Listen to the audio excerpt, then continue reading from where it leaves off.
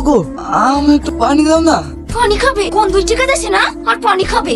এই নাও। ছি, কি গন্ধ! এখানে এভাবে থাকা যায়? আর তাছাড়া এটা ছুঁয়াছি রোগ। আমি এভাবে এখানে থাকতে পারবো না। আমি আজকে বাপের কাছে চলে যাব। তুমি কি বলছো? তুমি আমাকে এই অবস্থায় একা রেখে চলে যাবে? যাবো না তো কি করবো? তোমার জন্য তো আর আমি মরতে পারবো না। আব্বাকে ফোন করে দিয়েছি, গাড়ি পাঠিয়ে দিচ্ছি। থাকো তুমি এখানে। এই ম্যাডাম কিন্তু এখান থেকে চলে গেল। আর তাছাড়া এটা ছোঁয়া ছিল, কখন যে কার মধ্যে ঢুকে যাবে তার ঠিক নেই। আর আমরা এখানে থাকবো না, চল আমরা এখান থেকে চলে যাই। দেখ, তোরা যাবি যা, আমি এখানে স্যারকে একা রেখে কোথাও যাবো না। তাছাড়া ছোঁয়াছে বলে কোনো রোগ হয় নাকি? তোর মরা শখ, তুই থাক। এই লেন স্যার পানি। সবাই চলে গেছে, তুমি যাওনি? না স্যার, আপনাকে একা রেখে আমি যেতে পারিনি।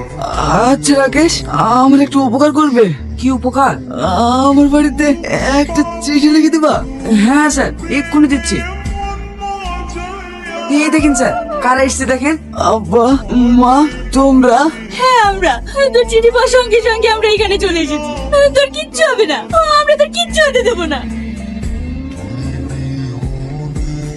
হ্যালো ম্যাডাম, আমাদের চ্যান ফুল সুস্থ হয়ে গেছে। কি? দাঁড়াও, তোমরা কেউ আমার কাছে আসবে না। কেন আজিজ? তোমরা আমার দুঃখের দিনের সাথী না, সুখের দিনের সাথী। আর যারা দুঃখের দিনের সাথী তারা এই দেখো, আমি আর এখানে এক মুহূর্ত থাকবো না। কেন? কোথায় যাবে?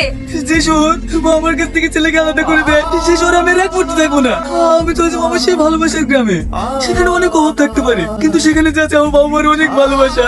আজিজ, তুমি আমাকে নিয়ে যাবে না তোমার সেই ভালোবাসার গ্রাম সুখের স্বর্গে? আমি যে বাবা সেবা করে আমার বাবার প্রায়শ্চিত্ত করতে। না, তুমি সেখানে যেতে পারবে না। আজে বৌমা যখন নিজের ভুল বুঝতে পেরেছে, তখন ওকে ক্ষমা করে দে। আজ থেকে আমরা সবাই মিলে একসাথে থাকবো।